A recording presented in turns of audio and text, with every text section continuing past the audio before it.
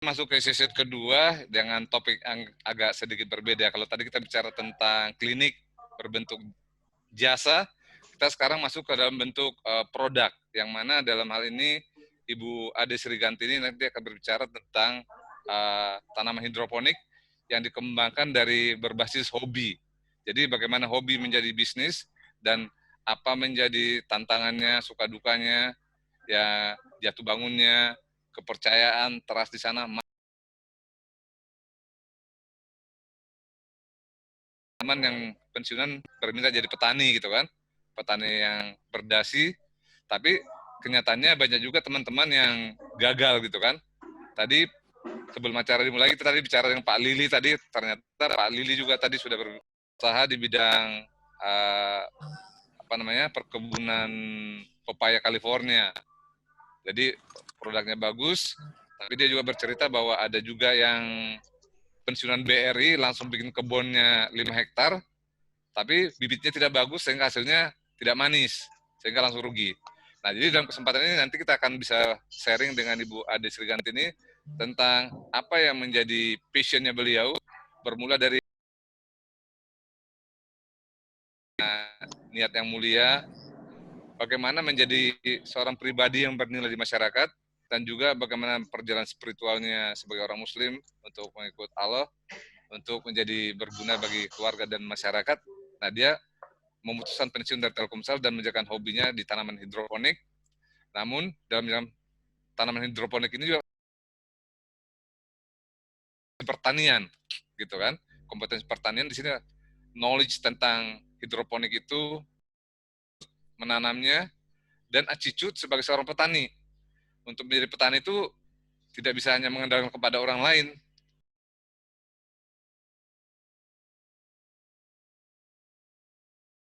Setelah kita jadi pelaku sebagai hobi berpindah menjadi seorang industri, itu juga perlu melakukan manajemen gitu kan, bagaimana manage people, bagaimana melihat prosesnya, penanamannya.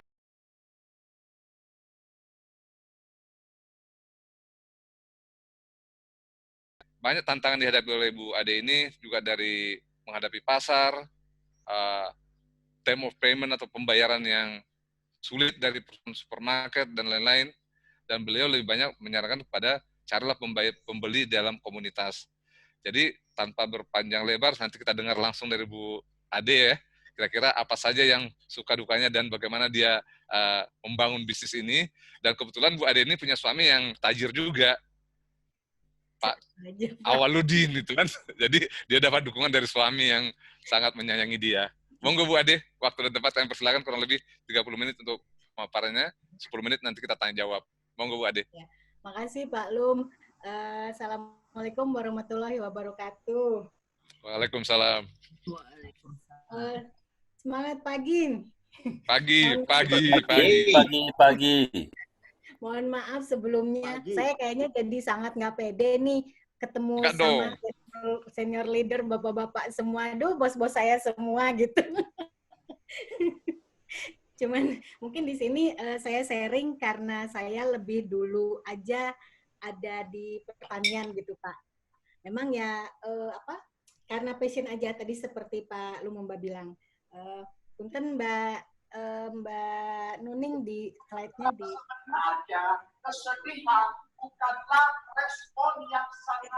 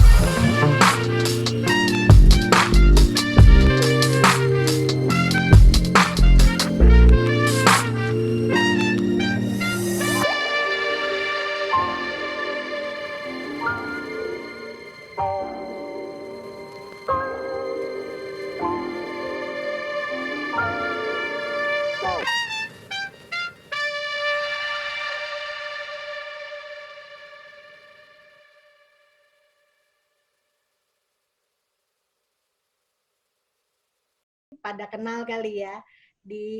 Dia rajanya hidroponik di Indonesia. Sama yang terakhir itu saya belajar ke Pak Roni Tanumi Harja dari Smart Hidroponik gitu. Jadi ya memang guru hidroponik saya banyak banget, di samping ada teman-teman lainnya lah yang yang kita ada di komunitas gitu. Lanjut Mbak Nuning. Nah, kalau di sini memang saya itu khusus menanam kale saja, jadi enggak yang lain. Gitu. Kalau minat mungkin ya memang banyak ya, kalau ibu-ibu seperti saya kan cuma ingin di rumah aja gitu. Karena capek ngantor ya udahlah di rumah aja gitu. Di rumah ngapain? Ya udah nanam-nanam lah gitu. Kalau ibu-ibu mah gitu kan mulai nanam tanaman hias sampai kemarin itu akhirnya coba nanam hidroponik gitu. Sering browsing tapi ya sering tanya sana sinilah ke teman-teman bertani gitu ya di hidroponik. Akhirnya ya di rumah bikin hidroponik kecil-kecilan, terus nanam samhong, nanam kangkung, nanam bayam, ya hasilnya cuma ya udah dibagi-bagi tetangga-tetangga aja gitu. Jadi tetangganya yang seneng nungguin gitu. Kapan Mbak katanya panen lagi? Ya udah karena lubang tanamnya dikit ya gitu aja, akhirnya dibagi-bagi aja ke tetangga. Nah, saya juga tertarik dengan jadi volunteer kemanusiaan kan Pak ya, Ibu gitu. Jadi hari pertama saya pensiun itu saya sudah jadi driver untuk nganter anak-anak sakit kanker ke RSCM, siangnya jemput. Begitu itu berlaku sampai 3 tahunan lah. Ini berhenti karena ada pandemi, saya nggak berani nganter mereka ke RSCM dan juga dilarang juga sama ownernya, takut banyak virus gitu. Dan Iya. kayaknya sih 100% anak-anak yang pernah saya antar itu udah meninggal semua gitu. Jadi ya sekarang jadi hari pertama saya nganter itu pulang saya nangis Pak, karena benar-benar menyedihkan lah, mereka udahnya orang nggak punya, terus buat berobat dan anaknya sakit parah yang kelihatannya memang nggak bisa sembuh gitu. Jadi saya sih hanya bersyukur saya dikasih anak-anak yang sehat lahir batin gitu ya. Jadi saya pikir kalau saya dikasih anak-anak yang sehat, keluarga yang sehat, ya seharusnya saya banyak membantu orang lain. Ya cuman gitu aja sih Pak. Ya lanjut Mbak Nuning. Nah ini cerita tentang hidroponiknya. Kalau hidroponik itu mungkin udah tahu semua ya, kalau menanam secara hidroponik itu adalah menanam dengan menggunakan media air. Jadi kalau ditanya apakah hidroponik itu organik, nah ini ada perdebatan. Kalau orang hidroponik dia bilang hidroponik itu adalah sayuran yang semi organik gitu. Ya betul semi organik kalau dia tidak disemprot dengan pestisida. Tapi hati-hati, ada juga orang yang nanam hidroponik di mana medianya itu pakai air dan kebutuhan haranya itu dari nutrisi abemik, yang abemik itu memang bukan organik gitu ya. Terus di atasnya udah bawahnya dikasih makannya dari kimia, di atasnya juga disemprot pakai kimia, itu juga ada yang terjadi seperti itu. Tapi ada juga yang benar-benar hidroponik itu pure tidak disemprot apa-apa. Jadi misalnya ada hama pun dia semprotnya pakai naturo atau pakai bawang putih, pakai neem oil dan lain sebagainya gitu. Nah, teknik-tekniknya sih banyak ya, seperti misalnya ada rakit apung, NFT, DFT sama Dutch bucket. Nah, itu tergantung tanaman yang akan ditanam.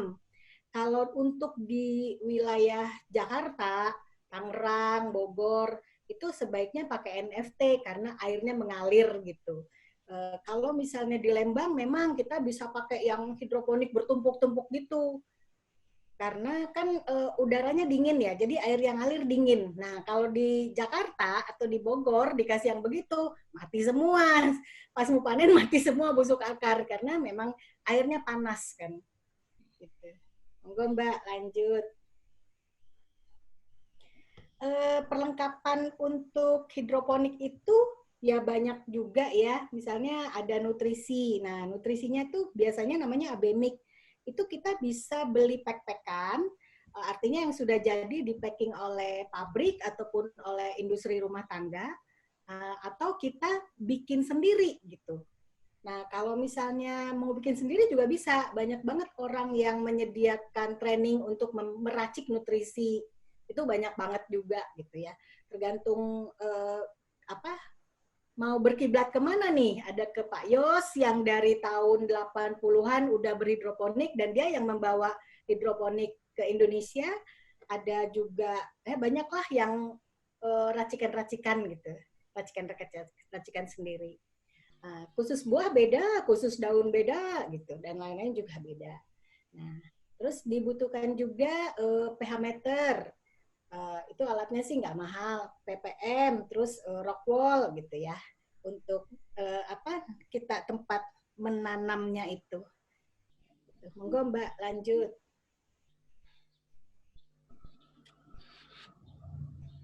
Nah, kalau untuk hidroponik, kalau menurut literatur itu ada dua gitu ya, ada skala hobi dan skala industri. Kalau skala hobi mah bisa di rumah kan ya, jadi artinya nanam di rumah, terus nanamnya ya mau kangkung, bayam, atau macam-macam lah hortikultura yang kita makan sehari-hari. Hasilnya bisa dimakan sendiri, atau dibagi-bagi tetangga, ataupun bisa juga yang misalnya punya rooftop luas, itu akhirnya ditanam sendiri terus dijual. Jadi ada teman saya itu Pak Sufendi, dia di Tangerang, nanamnya di rooftop. Nah, karena mataharinya bagus. Oh ya, syarat utama untuk menanam ini adalah matahari nggak boleh kurang dari 8 jam untuk semua jenis tanaman, supaya bagus ya numbuhnya. Jadi balik lagi ke cerita Pak Sufendi, jadi dia itu hanya menanam yang teman-teman istrinya suka beli gitu. Paling dia nanamnya bayam, kangkung, sama pakcoy aja, karena itu yang dibeli. Nah, jadi dia jualnya itu hanya pas pada saat panen aja. Kalau panen, seminggu sebelum panen, istrinya udah mulai tuh open PO ke teman-temannya gitu. Nih, bentar lagi mau panen nih gitu. Nah, sama Pak Sufendi itu di packing. Satu pack itu isinya 250 gram. Dia nggak mau pusing, dia jual 10.000 semua. Bayam, kangkung, pakcoy, semua 10.000. Dipack-packin, terus dikasih label kecil, udah gitu aja. Berarti kan kalau 250 gram, harga 10.000, berarti kangkung sekilo itu 40.000 ya? Yep. Padahal kalau di pasar itu kan kangkung 17.000, 15.000 Pak sekilo itu. Kalau di hidroponik memang agak mahal gitu. Tapi ini lebih murah daripada kita beli di supermarket. Kalau di supermarket biasanya kangkung hidroponik atau pakcoy hidroponik itu di angka 17.500-an. Nah, kalau skala hobi kan enaknya bisa di rumah saja gitu ya. Biaya jadi lebih murah karena mengerjakan sendiri gitu. Terus listrik ikut rumah. Paling modalnya cuman AB mic sama benih aja. Karena yang lain-lain kita kerjakan sendiri. Dan biasanya hama itu nggak terlalu banyak. Karena kan kalau kita di kota itu nggak ada pohon-pohon yang gede gitu. Jadi hama memang nggak ada hama gitu. Nah, beda kalau di skala industri ya. Kalau skala industri ini sepengalaman saya sih, tapi boleh juga kurang atau lebih gitu ya. Lahannya itu pertama yang harus dipikirkan adalah lahan ya. Lahannya itu bisa sewa, bisa kerjasama bagi hasil, tapi lebih baik lahan milik sendiri yang pertama itu. Yang diperlukan itu 600 meter, karena biasanya untuk skala industri itu 2 greenhouse. Satu greenhouse-nya sekitar 150-170 meter persegi kali 2. Terus harus ada tempat packing, harus ada ruang semai gitu ya. Jadi ya kira-kira 600 meter. Nah, sebaiknya kalau sewa, itu sewanya tidak lebih dari 2 juta per tahun. Jadi mungkin agak masuk-masuk kampung gitu ya. Ataupun dengan kerjasama bagi hasil. Nah, kerjasama bagi hasil itu kalau bisa tidak lebih dari 10%. Jadi kalau lebih dari 10%, kita buat operasional keteter gitulah ya. Nah, yang kedua adalah modal pembuatan greenhouse-nya. Memang kalau di industri industri hidroponik memang modalnya itu banyak gitu ya, karena kita nggak pakai tanah langsung dan harus di greenhouse biasanya. Kenapa harus di greenhouse? Karena kan kita nggak semprot pakai pestisida. Jadi memang supaya melokalisir supaya tidak ada hama gitu masuk. Tapi walaupun gitu tetap aja ada hama gitu ya. Nah, harganya greenhouse itu sekitar 600.000 sampai 900.000 per meter persegi, tergantung bahannya. Bisa tapi bahannya bisa macam-macam lah, bisa dari baja ringan, galvanis, besi dan lain-lain. Itu juga harus dilihat gitu ya. Kalau misalnya kita bikin di Bogor, di tempat yang agak tinggi, saya pernah bikin dari baja ringan, itu kena angin puting beliung, ambruk semua. Gitu. Jadi ya harus dari yang besi gitu. Nah, selanjutnya adalah mengenai SDM gitu ya. Ini sih sepengalaman saya ya. Jadi perhitungan untuk 6.000 lubang tanam itu SDM yang mengerjakan 1. Lebih baik begitu. Kalau misalnya kita punya 12.000, ya SDM-nya maksimal 2. Dengan gaji per orang itu 1,5 juta. Karena dia kerjanya sebetulnya nggak terlalu berat ya. Pagi cuman cek ppm, cek pH meter, terus kalau misalnya airnya kurang ditambahin, cek ppm lagi, nyalain listrik. Nah kalau listriknya bisa kita pakai otomatis kan lebih ringan kerjanya.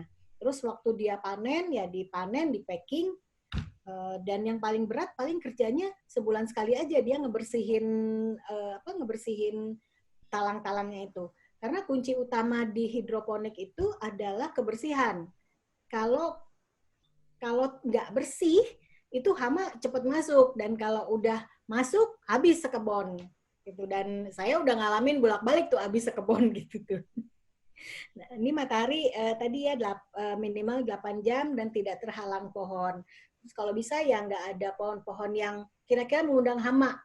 Atau misalnya ada bunga-bungaan gitu yang menarik hama, kalau bisa dihabisin aja gitu. Biasanya sih pohon pete, pohon jambu biji itu mengundang hama. Jadi malah ya kita bisa susah gitulah ya.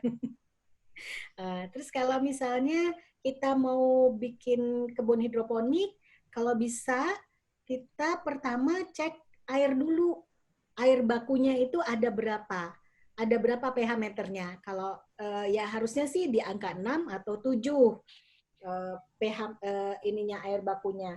Dan diusahakan dari mata air atau air gunung. Maksimal air sumur. Itu pun kita harus kontrol terus.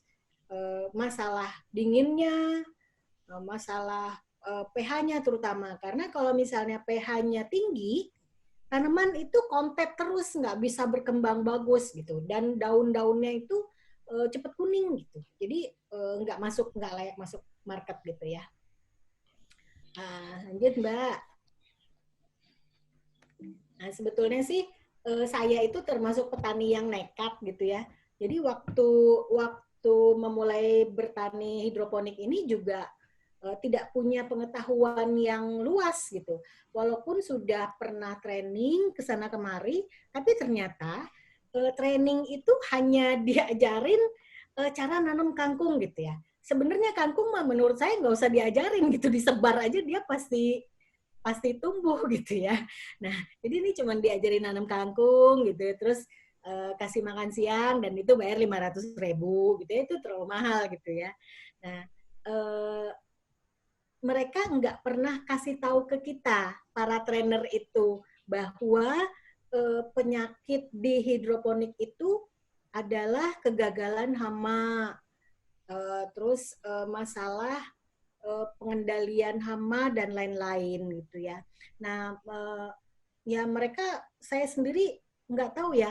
Jadi kalau di hidroponik itu agak aneh menurut saya. Jadi ada orang yang senengnya hanya jadi trainer aja. kalau ditanya, Bapak punya kebun nggak? Enggak, Bu, katanya. Terus Bapak ngapain jadi trainer gitu ya? Karena pengalamannya kurang menurut saya. Dah, dia mah jadi trainer aja kemana-mana. Terus yang kedua, ada yang memang bisnisnya itu hanya mau bikinin greenhouse aja. Jadi kalau ditanya, Bapak bisa ngasih saya training? Enggak. Terus Bapak bisa ngapain? Saya cuma bikin greenhouse aja. Karena untungnya yang gede di hidroponik itu dari bikin greenhouse. Nah, makanya di sini banyak orang-orang yang kejebak. Apalagi kayak orang-orang yang baru pensiun gitu, uangnya kan masih banyak ya. Itu jadi sasaran-sasaran orang-orang yang gitu tuh Pak. Jadi sasaran orang yang petani-petani yang mau bikinin greenhouse gitu. Itu mereka biasanya ngincer biasa gitu ya.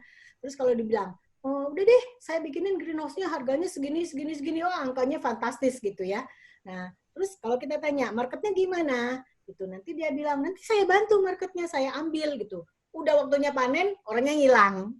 Itu udah banyak cerita gitu ya.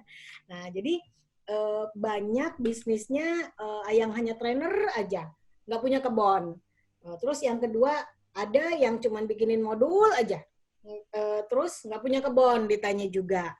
Terus kayak saya juga ada, kalau saya kan hanya bertani aja karena menikmati bertaninya gitu. Tapi dari semuanya itu yang penting adalah market. Kalau kita mau bertani hidroponik itu kita punya market enggak? Nah, bagaimana supaya kita punya market? Yang paling efisien adalah kita masuk ke komunitas. Karena di hidroponik ini terus terang kayak komunitas gitu. Mereka itu petani-petani hidroponik kayak kita, itu suka tukar-tukaran barang malah. Atau misalnya kita lagi gagal panen, itu kita beli ke orang gitu, itu udah biasa gitu ya. Jadi misalnya saya nanamnya kale aja. Suatu saat ada PO pakcoy gitu. Ya saya nyari ke teman-teman saya, ada yang punya pakcoy nggak? Butuh kapan Bu? Hari Minggu berapa? 40 kilo bayar cash gitu. Itu mereka cariin teman-teman juga gitu. Nah, jadi kalau di hidroponik itu kita memang harus masuk ke ke komunitas. Karena di komunitas itu memang kita saling bantu membantu.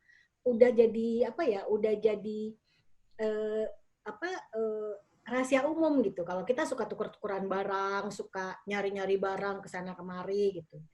Nah, terus juga ada juga nih yang mereka itu jadi supplier aja.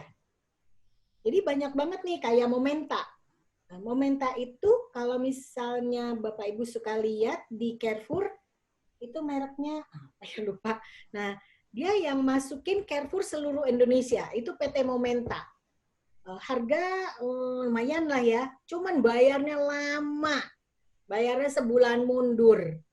Terus kalau misalnya ada apa-apa, dia buangannya bagaimana gitu. Nah, kita kan kadang kita bisa market itu cari sendiri gitu ya, misalnya ke teman-teman, atau bisa juga ke jual ke hotel, restoran, atau misalnya diolah sendiri gitu ya. Tapi ya paling mudah petani-petani seperti saya itu jual ke tadi kayak ke penadah gitu. Mereka memang dia punya market di biasanya sih di restoran sama di supermarket. Nah, kalau punya market gitu, mereka kan harus menjaga supaya pasokan ke supermarket stabil gitu ya. Karena once tidak stabil, langsung putus kontrak, Pak. Dengan dengan suppliernya. Nah, si supplier itu biasanya nggak mau juga kan diputus kontrak sama sama supermarket. Tapi si petani juga kayak kita. Pengennya kan kita disodorin kontrak tanam gitu ya. Misalnya, Bu Ade, saya mau ngambil kalenya gitu ya. Oh, boleh. Berapa Pak ngambilnya? 10 kilo gitu ya. Oh gitu, bayarnya gimana? Gitu. Saya pasti tanya, bayarnya hitung seminggu. Kita udah mulai mikir nih kalau seminggu. Apalagi misalnya sebulan, oh mending gak jadi deh gitu. Karena kadang-kadang itu banyak banget supplier-supplier gitu juga yang mereka kabur gitu. Nggak jelas lah. Nah, lebih enak sih ya kita bisa jual ke teman-teman gitu. Lebih apa ya, lebih percaya gitu ya. Nah, Yang jelas itu, kalau misalnya kita ketemu market, once misalnya orang yang menawarkan saya beli deh gitu ya, hasil taniannya, kita pasti tanya itu payment yang nomor satu. Kalau untuk pertama jual beli harus minta cash, karena kalau enggak udah nggak ketahuan ceritanya gitu. Terus ya paling inilah paling maksimal itu mundur 1 minggu, jangan lebih, karena kalau lebih itu cash flow kita juga terganggu gitu ya. Nah terus kebanyakan kalau di Indonesia itu kita kan hanya makannya kangkung, bayam merah, pakcoy, caisim. Ya kita hanya nanam apa yang diorder sama orang, minta kontrak tanam. Terus yang penting minta spek. Kalau masuk supermarket, hampir semua supermarket itu dia minta misalnya saya mau bayam gitu ya. Kita tanya packingnya berapa gitu, 200 graman Bu. Oh oke. Tinggi berapa gitu ya. Tingginya jangan lebih dari 25 cm ya Bu katanya. Oh oke. Terus dalam 200 gram berapa tanaman gitu. Pasti dia bilang sekitar 5 tanaman. Oke, umur tanamnya berapa gitu kan, kita harus tanya nih. Karena kadang ada yang minta baby, ada yang minta remaja. Soalnya kalau yang tua itu kan udah sayurnya terlalu keras gitu, nggak enak. Tapi ada juga orang yang memang untuk diolah lagi ya minta yang gede-gede. Nah, semua itu kita buatkan pola tanam, sehingga misalnya dia minta, Bu saya angkat seminggu sekali 40 kilo. Nah untuk minggu depan kan kita harus nyiapin lagi kan, harus nyiapin panenan lagi. Nah, kita bisa hitung dengan pola tanamnya gitu. Jadi kalau misalnya kayak bayam itu kan 20 hari udah panen. Nah sebelum 20 hari berarti kan kita udah semai. Nanti sih kalau di training biasanya diajarin gitu ya. Yang penting itu pertama kita harus pegang market dulu. Kita tahu nih kita mau buang kemana. Jangan sampai kita udah punya kebun, kita nggak punya market. Kedua masalah payment. Paymentnya bagaimana, mundur berapa lama. Terus yang ketiga itu kontrak tanam. Kita harus minta kontrak tanam karena supaya kita juga kebun kita bisa berkelanjutan gitu ya. Ada teman saya, dia punya lubang tanam 20.000. 20.000 itu udah banyak kalau di hidroponik. Tapi dia bilang saya nggak punya market. Ya udah berhenti aja gitu. Jadi kebunnya kosong aja gitu. Nah kalau kayak gitu kan sayang juga ya. Kita kan mikir balik modalnya. Gitu. Monggo lanjut Mbak. Kalau ini sih manfaat-manfaat untuk yang kale gitu ya. Kalau saya karena nanamnya hanya kale, karena ya saya punyanya marketnya itu aja gitu. Kalau yang lain sih saya nggak pernah nanam. Dulu sih pernah nanam pakcoy gitu, dibeli sama Momenta gitu ya. Dari saya harga per kilo pakcoy itu 13.000. Terus dari Momenta ke supplier supermarket 17.000 biasanya. Gitu. Dia bilang, Bu, saya kan harus tenaga packing, apa segala macam. Jadi selisih 4.000 gitu. Tapi ya kalau misalnya Bapak Ibu semua punya, ada orang yang mau beli, karena saya udah banyak kenalan nih di hidroponik, boleh nanti ngobrol sama saya misalnya, oh orang ini paymentnya di mana sih gitu. Karena banyak banget juga yang nggak bener lah gitu paymentnya. Lanjut Mbak.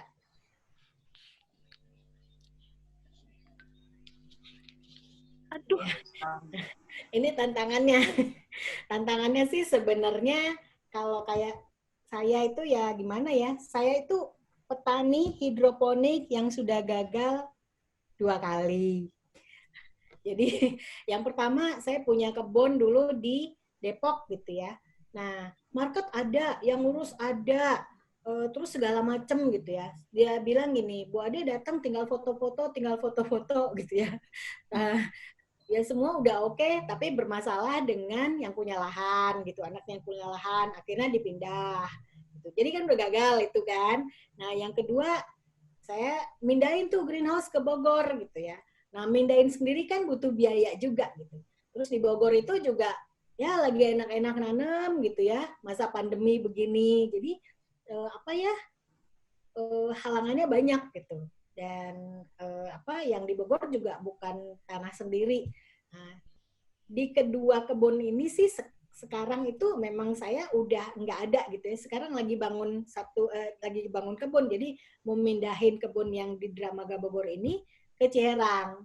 Nah, akhirnya ya saya tadinya udah males gitu ya, udah males nanem lah, karena saya pikir udahlah daripada nanem banyak rintangannya, kalau nggak gagal panen karena hama, market turun dan lain sebagainya, saya bilang udahlah saya jadi ini aja, jadi supplier aja gitu. Tapi kayaknya Mas Awal itu mungkin mempersiapkan pensiun juga, jadi dia bilang udah kamu nanam aja lagi. Jadi saya itu bangun ketiga kali ini, dari jatuh terus bangun lagi. Aduh, saya sebenarnya udah berdarah-darah di hidroponik, tapi ya mau gimana. Nah, yang di Dramaga ini juga parah. Jadi petani saya itu dia dari nggak ngerti sama sekali yang namanya benih itu apa. Itu kita ajarin. Terus kita ajarin ini loh rockwool, ini abemik, ini benih apa segala macem gitu. Terus suatu saat mungkin dia kesel sama saya atau gimana, panen saya itu tinggal 2 minggu lagi gitu. Sama dia disemprot ini apa, Roundup, itu yang buat matiin rumput. Habis tuh Pak sekebon. Iya. Sekebon itu kira-kira 400 kilo lah ya. Ya udah habis gitu. Nah, 2 hari kemudian yang baru pindah tanam di greenhouse satunya disemprot juga, mati juga. Udah saya bilang, udah saya nangis deh gitu. Nah, akhirnya udahlah gitu, saya akhirnya kerja sama aja sama petani. Saya bilang, tolong backup saya dulu deh sementara waktu saya belum punya kebun gitu. Saya di backup kurang lebih 13 petani. Dari mulai Bandung, Tangerang, Bekasi, Bogor, saya pegang semua teman-teman petani itu. Jadi selama setahun ini saya masih di backup mereka. Nanti kalau sudah ada kebun lagi ya baru dari kebun saya. Tapi tetap sih nggak bisa sendiri, karena kadang-kadang misalnya kita kena busuk akar. Kalau di hidroponik kita udah biasa gitu ya. Busuk akar tuh habis greenhouse, ya udah habis aja semua gitu. Akhirnya dibuangin itu, mau panen-panen juga dibuangin semua. Terus modulnya dibersihin semua, harus disemprot segala macem. Terus nggak boleh ditanam selama 2 minggu, dibiarkan kena matahari. Baru kita mulai nanam lagi. Itu kan 1 musim udah lewat berarti. Kalau kayak gitu ya udahlah gitu.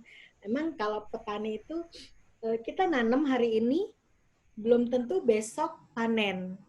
Karena ya itu kendalanya bisa banyak banget gitu. Kalau sekarang sih memang market juga lagi ancur-ancuran nih. Saya biasanya bisa jual kale sebulan itu 800 kilo. Sekarang tinggal 300 kilo. Ya mudah-mudahan harapannya sih ke depan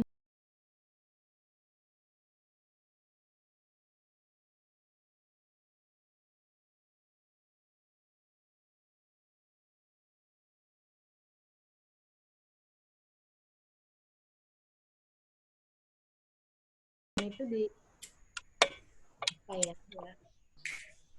Oke, Bu Ade. Jadi kita senang sekali dengan pengalaman Ibu. Jadi kita tidak hanya sukanya, tapi dukanya juga banyak. Jadi teman-teman sekalian, betapa di bisnis di agriculture ini ternyata tidak mudah, butuh trust dan butuh jadi mengandalkan petani, dan juga ternyata butuh kompetensi yang harus mengetahui tentang bibit dan sampai penanaman dan pengawasan, sehingga benar-benar harus terjun langsung. Teman-teman sekalian, karena di sini saya lihat belum ada yang bertanya, atau ada nih, ada Pak Ketut tadi Pak. ada bertanya. Ya, monggo Pak. Kita mulai dari siapa nih? Pak Ketut dulu. ASP ini Pak. Ya, Pak Ketut dulu. Pak Ketut ya. Silakan. Terima kasih Pak Lum, Bu Ade, Pak Ketut. Wilujeng. Wah, mohon maaf ini udah berkali-kali mau mampir nggak jadi ini karena apa?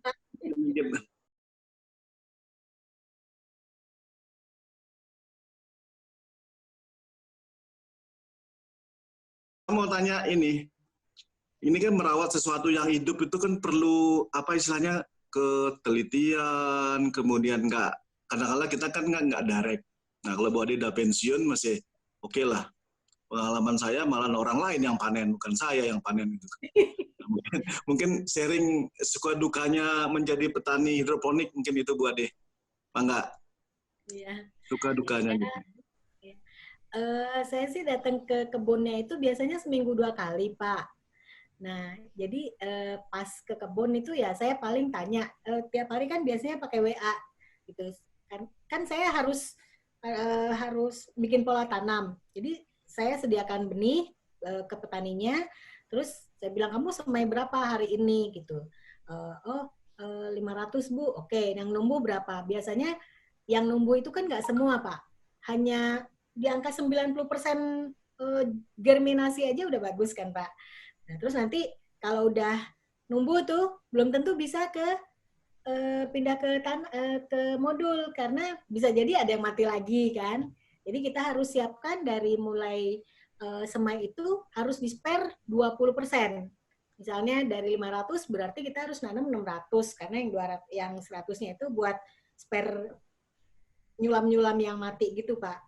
Ya, kita nggak datang-datang terus jadinya gitu. Terus kalau ada yang susah itu kalau ada hama. Karena hama juga tuh musim-musiman, Pak. Kalau misalnya musim panas, itu telur hama itu cepat netes. Dia kecepatan menetasnya hama itu bisa menetas telurnya itu bisa 3 kali sampai 4 kali. Jadi dalam semalam itu bisa habis beneran. Dan nggak bisa diapa-apain. Kayak misalnya ulet harus dihabisin satu kebun itu.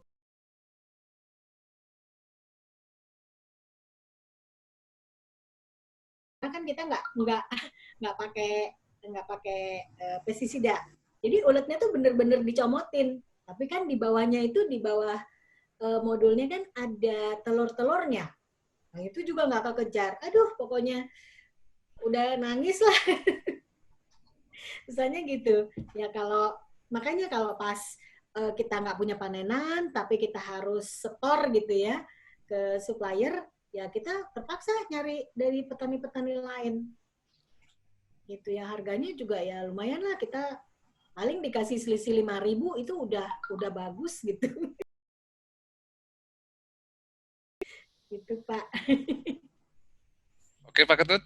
Terima kasih Mbak Ade. Ya. Makasih Pak Lum. Makasih Pak.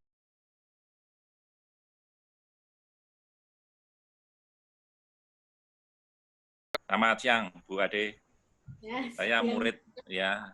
Ini udah setahun yang lalu tanya terus Pak Lum, saya cuma tanya gitu ya?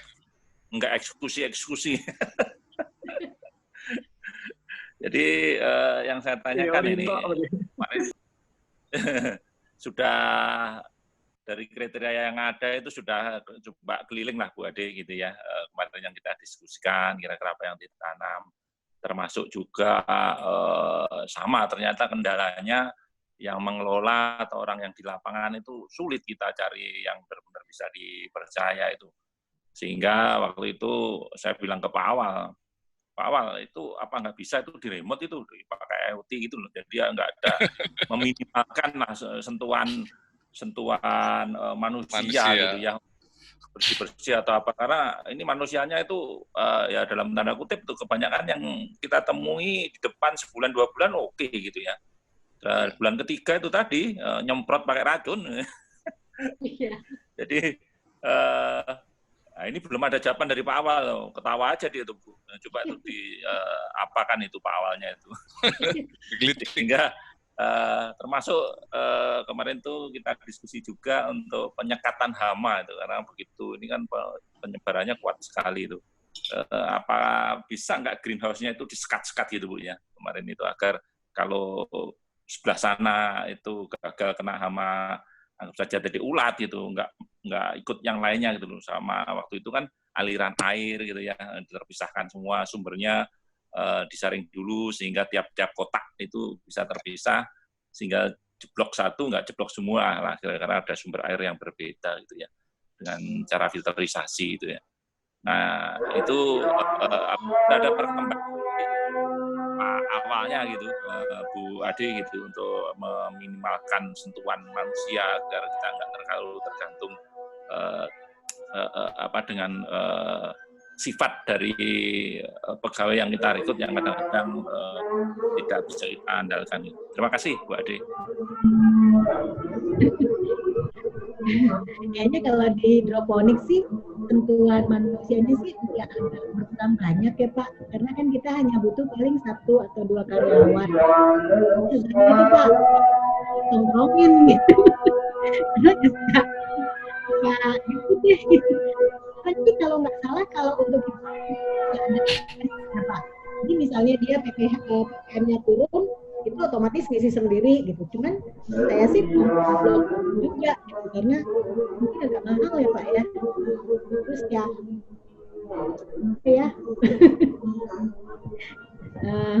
ya kalau menurut saya sih tetap perlu manusia itu karena buat kontrol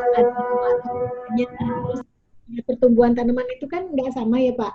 Kadang ada yang cepet gitu, kadang ada yang lambat gitu, yang kena matahari mah bagus gitu. Tapi ya, kalau mataharinya banyak bakar gitu. Ya. Kalau mengenai penyekatan sebenarnya udah paling bagus itu Pak, pakai greenhouse itu. Udah sangat meminimalisir hama. Makanya ada di beberapa kebun tertentu yang memang dia sangat clean, itu malah nggak boleh, dia nggak terima pengunjung sama sekali. Jadi ada orang luar itu dia nggak mau. Karena apa? Takut orang itu bawa hama. Apalagi petani-petani kita. Kalau kita bilang gini, kalau masuk ke greenhouse, kamu pakai jaket dong. Kita sediain jaket gitu ya, jaket ini. Udah aja cuek. Bolak-balik masuk. Bu ribet katanya pakai jaket. Kalau mau masuk greenhouse cuci kaki dulu biar steril. Udah susah lah gitu. Nggak bisa dibilangin kalau orang-orang kampung mah. Jadi mau kita kan kalau kita supaya steril gitu greenhouse-nya, supaya nggak ada hama masuk keluar masuk, itu melalui orang. Karena kan si hama itu bisa nempel ke bajunya petani gitu Pak. Terus ke bawah ke dalam, atau ada rumput misalnya, rumput tinggi aja ada semut, udah itu bisa jadi bisa ngikut si hamanya itu lewat rumput-rumput itu. Gitu. Jadi memang satu-satunya cara kalau untuk di hidroponik itu benar-benar semua dibikin bersih. Kalau sepengalaman saya, karena masalah kebersihan sangat utama. Terus tandon, kalau misalnya tandonnya satu, nah begitu tandonnya panas, air mendidih, itu kena busuk akar, disebabkan jamur. Nah, makanya tandonnya itu biasanya kita pisah-pisah sesuai dengan umur dan sesuai dengan jenis tanaman. Karena kan misalnya pakcoy beda dengan kale ppm-nya. Kalau kale kalau di Jakarta atau di Bogor itu butuh ppm yang tinggi. Kalau kangkung, bayam itu kan ppm-nya rendah, artinya lebih murah gitu. Jadi misalnya juga beda-beda, ada yang orang senangnya makan dalam porsi banyak, ada juga yang porsinya sedikit, dan juga umur tanam kan misalnya bayi itu makannya bubur, nanti sebentar besar kan makannya nasi yang agak lembut. Nah kalau udah besar kan bisa nasi, itu sama tanaman juga seperti itu. Jadi sistem itu ya, sistem plasma sekarang yang paling efisien Bu ya. Jadi umpamanya yang punya sendiri, dari sumber punya sendiri mungkin 20%, 80% dari sumbernya dari petani dan plasma. Oke Bu, terima kasih Mbak Ade. Terima kasih Pak Lumba. Oke, makasih Pak ASB. Jadi waktu kita sudah habis, jadi saya akan membuat kesimpulan dari 2 session pertemuan kita ini. Yang paling utama saya coba dulu ulas punya Ibu Ade Sriganti ini. Pertama bahwa mulai dari hobi di bidang hidroponik, beralih kepada industri, tapi dalam perjalanannya itu banyak jatuh bangun di sana karena banyak risiko-risiko yang dihadapi. untuk masuk ke industri, bahwa pertama kita harus memiliki pasar di mana siapakah itu komunitas, apakah itu hotel, supermarket, itu harus kita pastikan dulu tanaman-tanaman apa yang mereka butuhkan untuk kita supply. Yang kedua juga bahwa pastikan tentang term of payment atau metode pembayaran, karena cash flow atau cash is the king. Jadi uang itu kalau boleh tiap minggu harus masuk supaya bisa bayar petani langsung atau beli bibit yang sifatnya cash. Jadi jangan uang kita yang tertanam atau apa namanya ngutang atau tidak dibayar oleh si supplier tadi. Yang ketiga juga lahan sangat penting. Kita harus mempunyai apakah lahan milik sendiri atau bagi hasil atau sewa.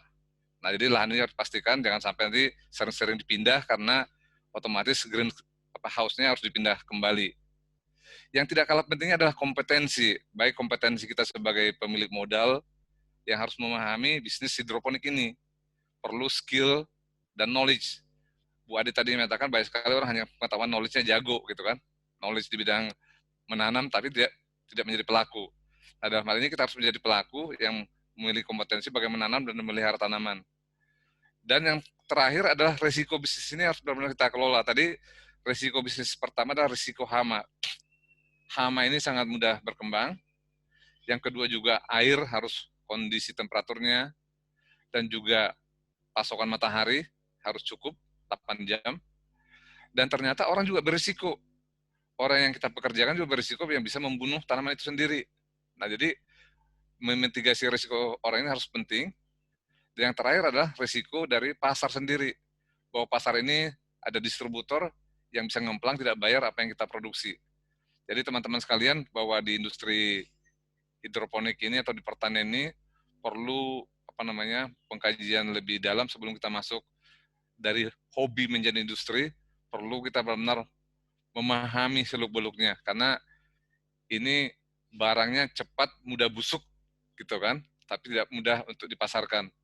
Namun saya juga punya cerita, mungkin bukan saat ini yang saya ceritakan, bahwa teman kita Mas Irlamsyah sudah bikin satu next step-nya dari sayuran diolah menjadi jus. Nah, mungkin di next step kita akan coba bicara dengan Pak Irlam bagaimana bisa sharing pengalamannya itu karena nilai tambahnya di sana. Kurang lebih ini yang bisa saya sarikan dari presentasi Bu Ade Sirganti ini. Sekali lagi saya ucapkan terima kasih kepada Ibu Ade ya. Sukses Bu ya. Jatuh bangun tetap aktif kembali dengan Mas awalnya. Terima kasih Pak. Ya. Nah, kemudian resume yang terakhir tentang kliniknya Pak Joko. Dari Pak Joko ini lebih strategik. Dia melihat bahwa bisnis, segala suatu bisnis yang untuk di bidang jasa ini harus dimulai dengan suatu perencanaan yang matang. Perencanaan yang matang akan menghasilkan hasil yang baik, di mana di sini ditelusuri mulai dari setiap proses perencanaannya, proses operasionalnya, sama proses kontrolnya harus dilakukan secara seksama dan step by step diawasi. Kemudian perlu partnership. Dalam hal ini tadi Pak Joko menemukan partnership yang tepat, yakni dokter, yang ternyata dokter ini juga saudaranya gitu kan. Saudaranya, kemudian di sini juga partnership ini Pak Joko memberikan suatu bagi saham. Jadi ownership itu ada di dokter itu dan di perawat itu sendiri supaya klinik ini bertumbuh berkembang, di mana mereka membagi dividen dari sana. Kemudian yang ketiga adalah membangun branding. Nah, jadi branding ini ternyata penting sekali di bidang jasa ini. Bagaimana branding ini menjadi klinik yang membantu keluarga Anda sehat dan bahagia. Ini yang saya lihat dari Pak Joko, ada visinya, itu adalah membantu keluarga Anda untuk sehat dan bahagia. Dia memberikan pelayanan yang baik, harga yang murah, obat yang tidak generik, sehingga trust-nya dari pelanggan di sekitar itu makin lama makin meningkat. Kita mendoakan bisnis Pak Joko ini terus berkembang lagi, bisa ekspansi lagi, cabang yang baru lagi, tempat lain, dan juga teman-teman kalau berniat untuk menjadi mengundang Pak Joko jadi konsultannya, silakan. Inilah gunanya Great Sale ini, kita berbagi pengalaman dan pengetahuan. Saya kira Bu Nuning, cukup sekian evaluasi dari saya terhadap dua presentasi. Saya ucapkan terima kasih. Wassalamualaikum warahmatullahi wabarakatuh dan salam sejahtera buat kita semua. Terima kasih. Waalaikumsalam. Waalaikumsalam warahmatullahi wabarakatuh. Terima kasih Pak Lumumba. Terima kasih Mbak Nuning. Terima kasih Mbak Ade juga dan Pak De Joko untuk sesi sharing dan diskusinya hari ini di Grid Sale Berbagi di acara pertama kita, event perdana kita. Benar kata Pak Lumba tadi, banyak banget kan ya manfaatnya yang bisa didapat. Tadi saya juga dapat insight dari Mbak Ade, kita juga harus walk the talk ya, gitu kan. Jadi jangan cuma jadi trainer doang, harus jadi praktisi dulu, biar kalau ditanya ada kegagalannya tahu, gitu. Kalau ditanya proses suksesnya menuju jalan sukses itu seperti apa, nggak mulus-mulus aja gitu kan, gagal sampai 2 kali 3 kali. Dan tadi di Jumchat juga banyak yang menyampaikan bahwa kalau nggak gagal nanti suksesnya nggak bertumbuh gitu kan ya. Itu keren banget. Kemudian dari Pak De Joko juga manfaatnya juga insight-nya tuh jelek banget gitu, karena dengan usaha bisa inline dengan sosial. Yes, keren banget para pembicara kita hari ini ya Pak Lumba ya. Baik, kalau begitu mohon maaf acara hari ini agak tepat waktu, ya, agak tepat waktu maksudnya jam 12 agak bergeser sedikit, mungkin di wilayah Indonesia bagian kakak-kakak semuanya sudah ada yang azan tadi waktu melaksanakan sholat zuhur. Mohon minta kesediaan waktu sebentar untuk kita closing. Sebelum closing, boleh kita aktifkan dulu videonya, kakak-kakak semuanya. Yang masih stay, wah sekarang baru nih kelihatan semuanya nih, luar biasa. Boleh diaktifkan videonya, saya akan mengambil dokumentasi dulu. Kita nggak tahu ya ada di slide berapa, di tempat saya di halaman, ini ada 3 halaman slide. Ada Mas Irlam. Jadi tetap senyum aja ya. Siap-siap untuk slide promosi pertama. Itu siap itu produknya. Promosi dan mungkin nanti di next session Kak Irlam akan membagikan kita jus. Pak Lili juga tadi udah sharing tadi awal. Iya betul. Oke, slide pertama. 1, 2, 3. Oke. Slide kedua, tetap senyum semuanya. 1, 2, 3. Luar biasa, ada MC moderator yang keren, Mas Indra hadir juga. Kemudian slide ketiga, 1, 2, 3. Ada sahabat saya Mbak Suryani. Hai, dari Bali nih kayaknya nih, jauh-jauh ikutan acara ini. Oke, sudah cukup 3 slide. Kemudian sebelum closing, mohon kesediaannya kakak-kakak semuanya untuk sebentar mengisikan feedback dan data di Google Form yang sudah saya masukkan di kolom chat. Silakan, waktunya 1 menit saja. Sudah terlihat kakak-kakak semuanya di kolom chat? Silakan, waktunya 1 menit saja. Kedengeran nggak lagunya, saya iringi lagu? Oke, 1 menit cukup kok. Banyak isian Google Form-nya. Di situ kami meminta feedback apakah acara ini dapat kita lanjutkan lagi. Semuanya kayak bilang, ye mau gitu ya. Nanti akan ada acara dengan judul-judul yang lain. Sharing-sharing yang lain. Silakan ada di kolom chat, tinggal diklik untuk mengisi form feedback. Alamatnya diisi lengkap ya kakak-kakak semuanya. Siapa tahu dikirimin jus, siapa tahu dikirimin kopi sama Bu Dian. Aku papaya, Mbak. Papaya Pak Lili. Oh iya, dikirimin. Itu tadi dari Pak Lili ya, udah sharing. Iya. Oh iya, hari ini terima kasih loh. Kita memberikan apresiasi yang luar biasa. Tepuk tangan dulu untuk Pak Lili. Yeay, hari ini masuk ke link CloudX kita pertama. Kami masih diskusi, Pak Lili jadi dengar ya nggak Pak Lili tadi? Pak Lili masih dari Tasik itu? Masih Pak, dari Tasik Pak. Oke, sukses Pak Lili lah. masih di Tasik. Oke. Sebentar lagi. Sudah selesai semua mengisi?